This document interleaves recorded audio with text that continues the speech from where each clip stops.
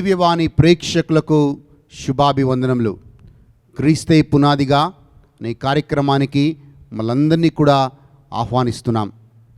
మనమందరము కూడా యేసుప్రభు శిలువ మరణాన్ని, యేసుప్రభు శిలువ పాటలని మనం ధ్యానిస్తూ మనల్ని మనం శుద్ధీకరించుకుంటూ ఆత్మీయంగా మనల్ని మనం బలపరుచుకుంటూ ఈ తపస్కాలంలో మనం ఉన్నాం.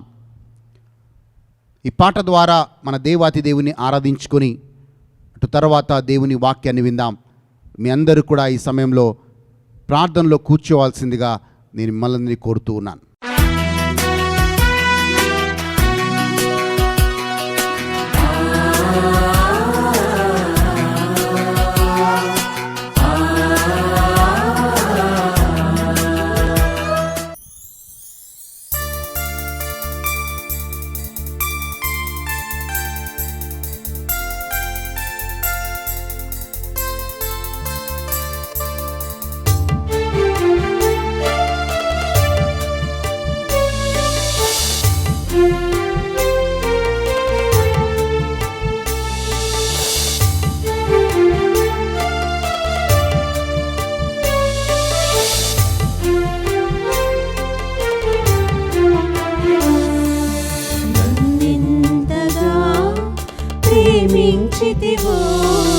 నిన్నంతగా దూషించితిను, నన్నెంతగా నీవెరిగితివో, నిన్నంతగా నీ మరచితిను, నన్నెంతగా ప్రేమించితివో, నిన్నంతగా దూషించితిను, నన్నెంతగా నీవెరిగితివో, నిన్నంతగా నీ మరచితిను. గలనా నీ చెప్పగలనా, దాయనా నీ దాయగలనా, గలనా నీ చెప్పగలనా, దాయనా నీ దాయగలనా. అయ్యా నా యేసయ్యా, నాదం తాళం రాగం ఎదలో నీదే, నీ ప్రేమ స్వరము, నాదం తాళం రాగం ఎదలో నీవే, నీ ప్రేమ స్వరము.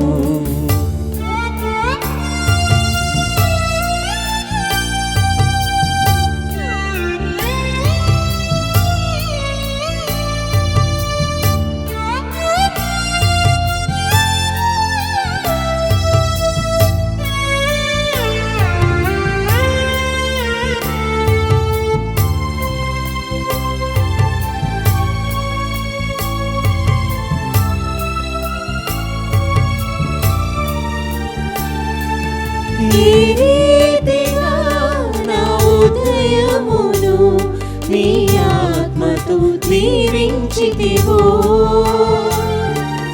ఈ రీతిగా నా భారమును నీ కరుణతో మోసితివో,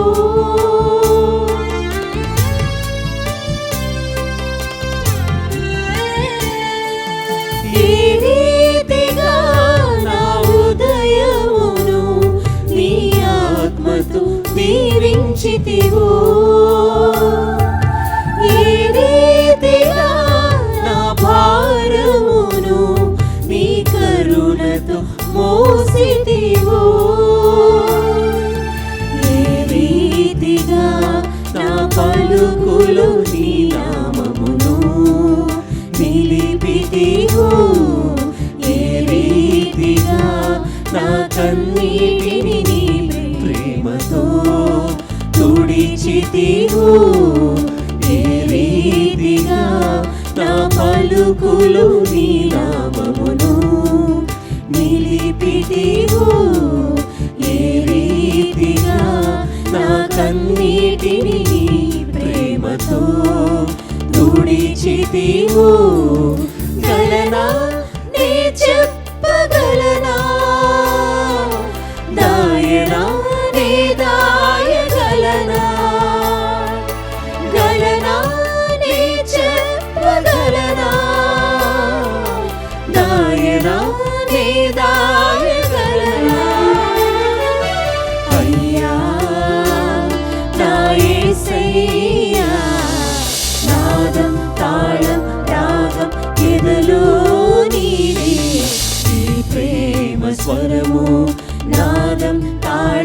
రాగం ఎదలో నీవే ఈ ప్రేమ స్వరము.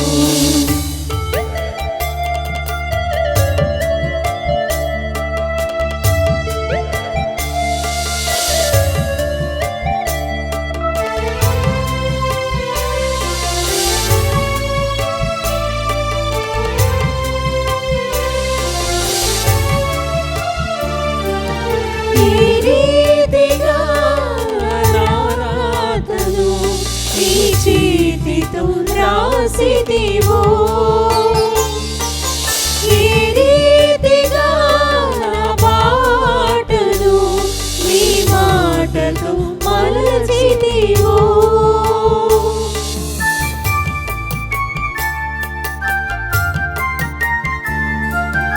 ఈ రీతిగా నా రాతను నీ చేతితో రాసిదివో.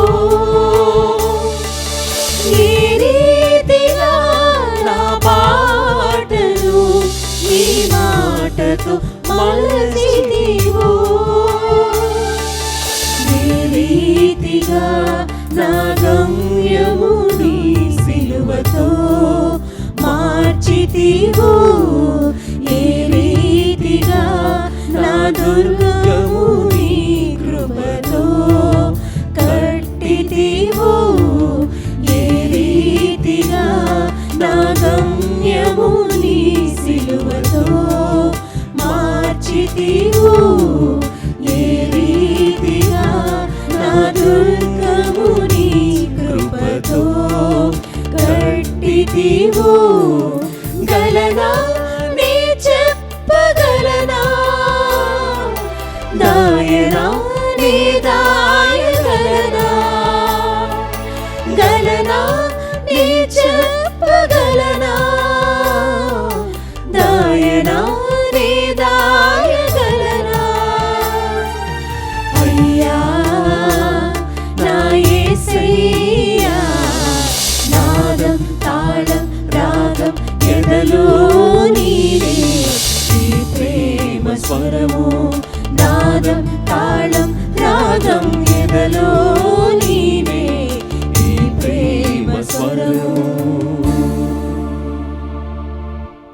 తలలు వంచి ప్రార్థన చేసుకుందాం. మహాగణుడవైన తండ్రి, పరిశుద్ధుడవు, సర్వశక్తిమంతుడవు ప్రభువా, మీకు వందనాలు, మీకు స్తోత్రాలు.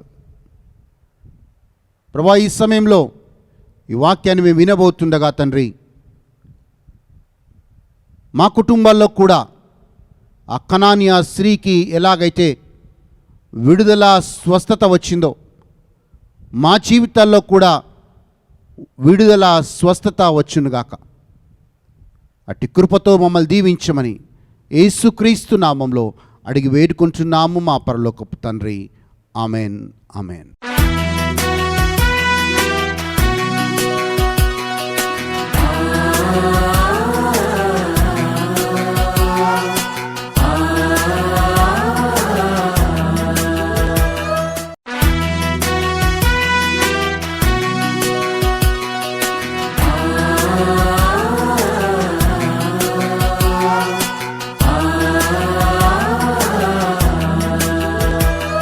మత్తయి సువార్త 15వ అధ్యాయం 22వ వచనం నుంచి మనం దేవుని వాక్యాన్ని చూస్తూ ఉన్నాం.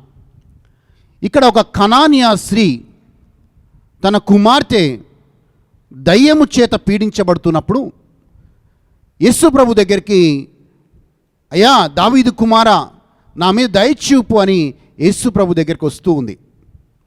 ఆమె యేసు ప్రభు దగ్గరికి వచ్చినప్పుడు యేసు ప్రభు ముందుకు వెళ్ళిపోతూ ఉన్నాడు.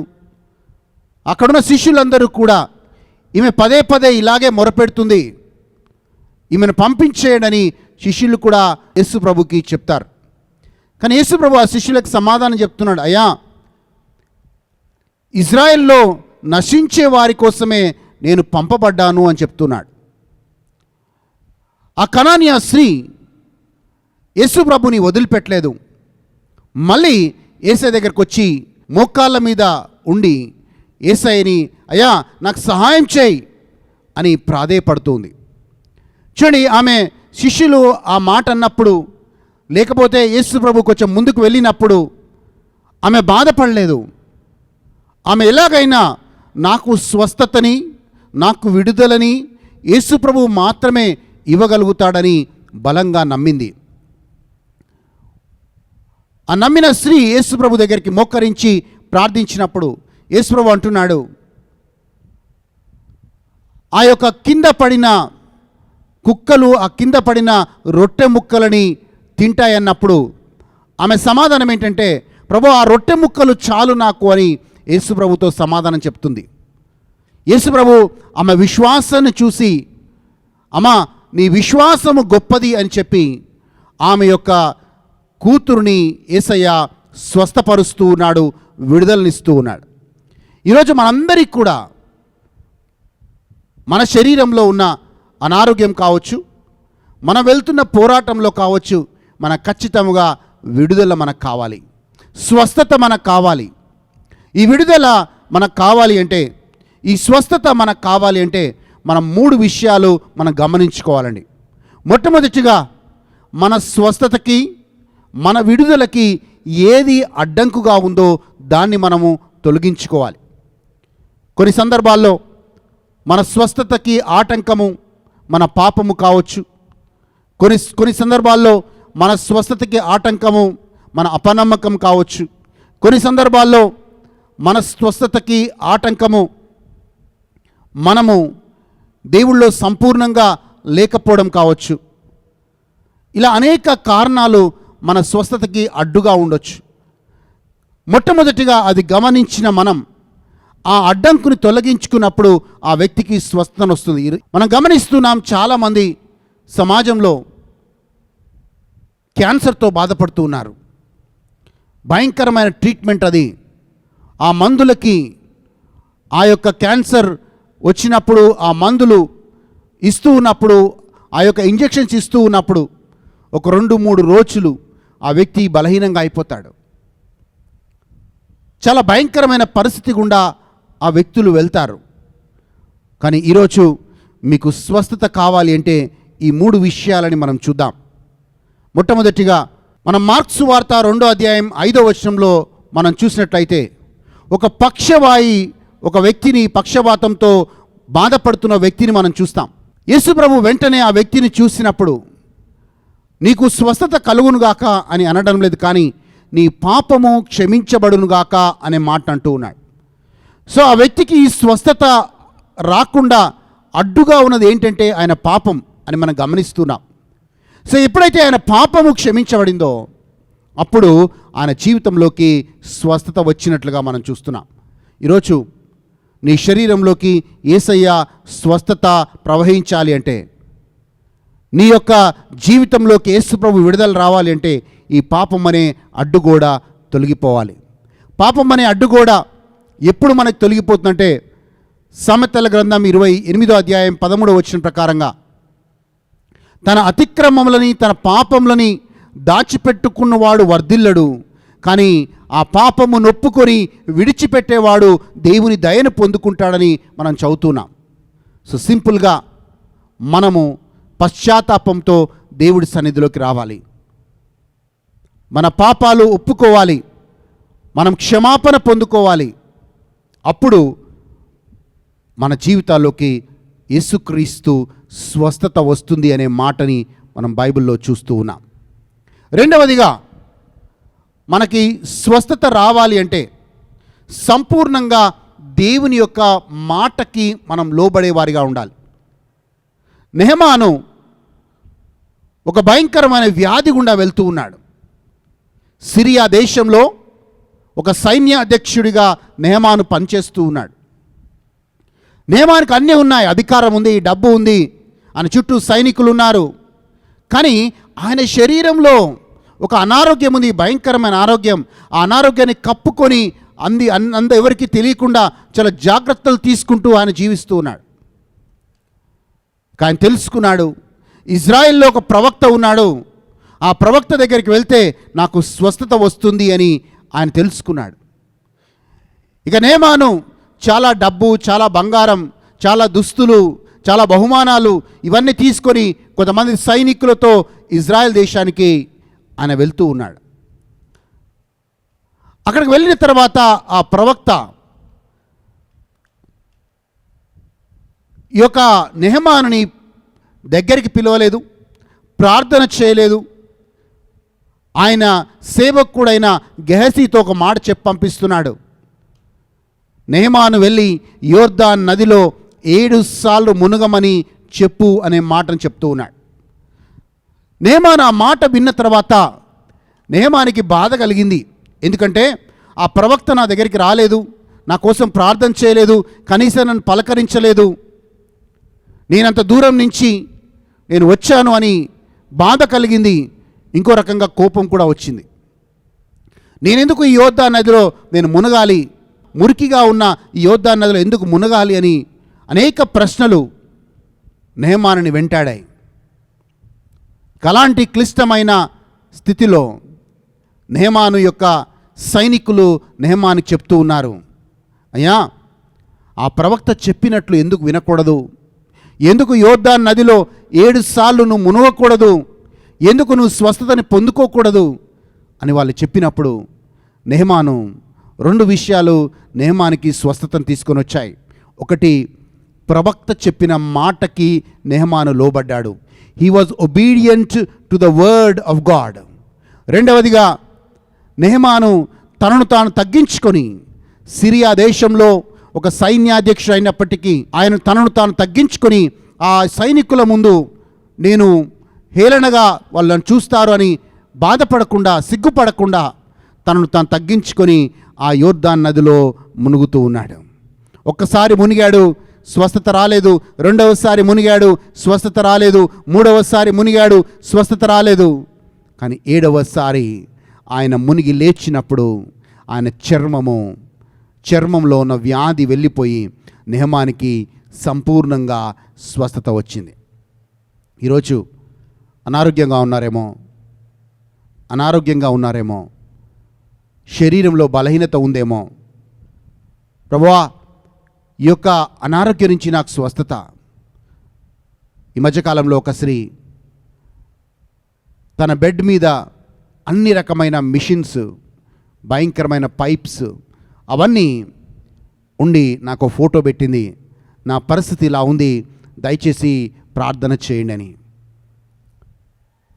చాలా ఆరోగ్యంగా ఉండేది, కానీ అకస్మాత్తుగా ఆమె అనారోగ్యానికి గురై ఒక భయంకరమైన అనారోగ్యంలో ఉండి ఆమె బెడ్ మీ నుంచి ప్రార్థిస్తుంది, ప్రభువా చాలు, ఇన్ని రోజులు బ్రతికింది చాలు, ఇక నన్ను ఈ లోకం నుంచి తీసుకువెళ్ళిపో.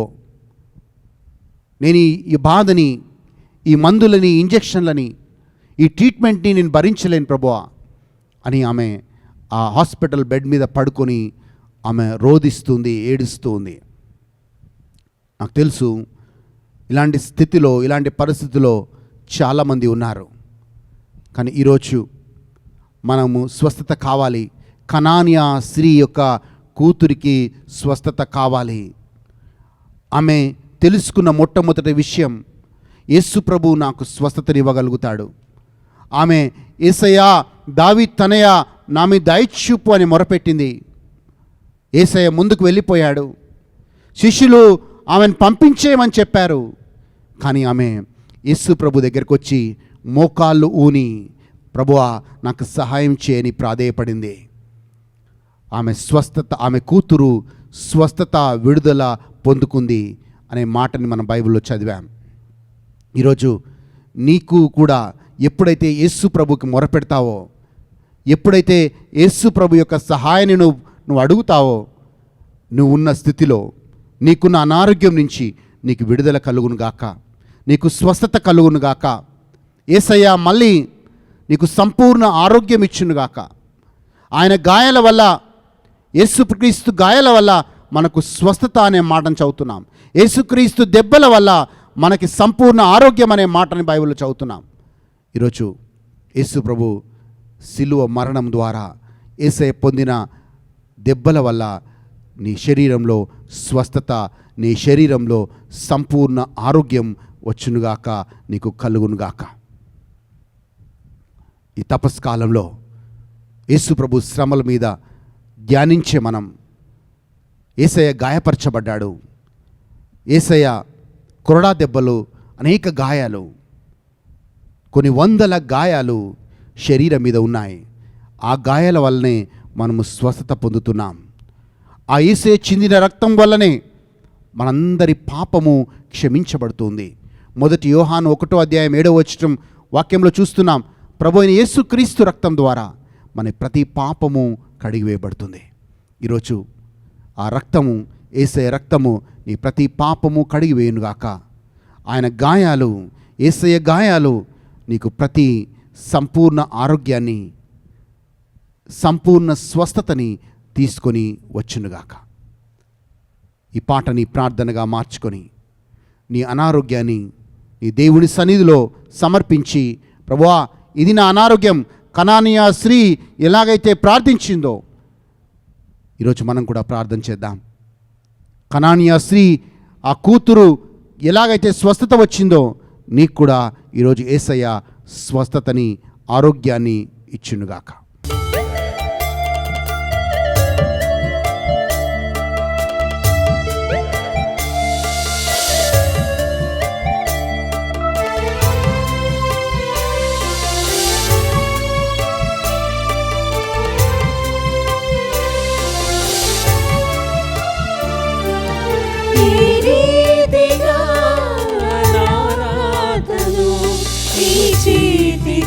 రాసిదివో ఈ రీతిగా నా బాటను నీ మాటతో మలచిదివో.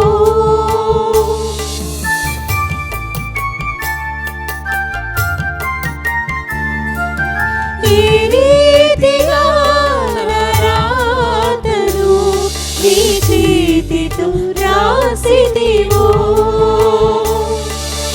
ఈ రీతిగా నా పాటను నీ మాటతో మలచిదివో. ఈ రీతిగా నా గమ్యము నీ సిలువతో మార్చితివో. ఏ రీతిగా నా దుర్గము నీ కృపతో కట్టితివో. నా గమ్యము నీ సిలువతో మార్చితివో. ఏ రీతిగా నా దుర్గము నీ కృపతో కట్టితివో. గలనా నీ చెప్పగలనా, దాయనా నీ దాయగలనా, గలనా నీ చెప్పగలనా, దాయనా నీ దాయగలనా. అయ్యా నా యేసయ్యా, నాదం తాళం రాగం ఎదలో నీరే. ఈ ప్రేమ స్వరము, నాదం తాళం రాగం ఎదలో నీరే. ఈ ప్రేమ స్వరము. కళ్ళు మూసుకొని ప్రార్థన చేద్దాం. తండ్రి, యెహోవా రఫా, నన్ను స్వస్థపరిచే దేవుడవు. నేను మాటను చూస్తూ ఉన్నాం. ప్రభువా, మిమ్మల్ని స్వస్థపరిచే దేవుడు, మాకు సంపూర్ణ ఆరోగ్యం ఇచ్చే దేవుడు. మీ గాయాల వల్ల మాకు స్వస్థత ప్రభువా, మీ దెబ్బల వల్ల మాకు సంపూర్ణ ఆరోగ్యం ప్రభువా. ఈరోజు ఎవరెవరైతే ఈ ప్రోగ్రాంని చూస్తూ అనారోగ్యంతో బాధపడుతున్నారో ప్రభువా, హార్ట్ ప్రాబ్లం కావచ్చు, క్యాన్సర్ కావచ్చు ప్రభువా, బీపీలు షుగర్లు కావచ్చు ప్రభువా, కిడ్నీ సమస్య కావచ్చు, ఏ అనారోగ్యమైన వాళ్ళ యొక్క శరీరంలోకి మీ స్వస్థత శక్తి ప్రవహించునుగాక. వాళ్ళు సంపూర్ణ స్వస్థతని పొందుకుందురుగాక. యేసు నామంలో అడిగి వేడుకొంచున్నాము తండ్రి. ఆమేన్, ఆమేన్. మళ్ళీ వచ్చే వారం ఇదే సమయానికి క్రీస్తే పునాదిగా అనే కార్యక్రమం ద్వారా మళ్ళీ కలుద్దాం. దేవుడు మిమ్మల్ని, మీ కుటుంబాలని దీవించి మీకు సంపూర్ణ స్వస్థతని అనుగ్రహించునుగాక.